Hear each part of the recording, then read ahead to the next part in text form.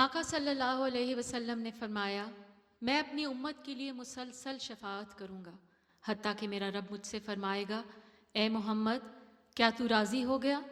میں کہوں گا، اے میرے رب ہاں میں راضی ہو گیا۔ ہزاروں سلام ان پر جو اپنے رب سے راضی ہوئے اور رب ان سے راضی ہوا۔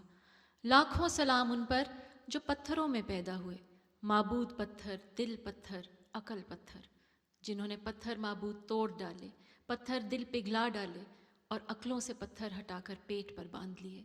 سلام ان پر جنہوں نے دنیا کے شہنشاہوں کو ایک رب کے آگے گھٹنوں کے بل جھکا دیا۔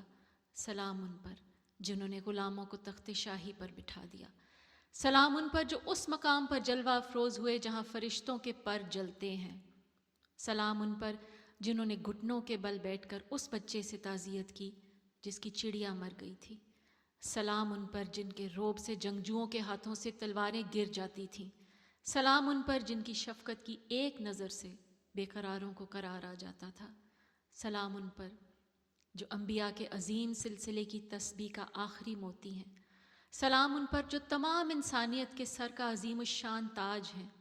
سلام ان پر جنہیں اربوں انسانوں نے یوں تڑپ کر چاہا ہے کہ کبھی کسی کو نہیں چاہا۔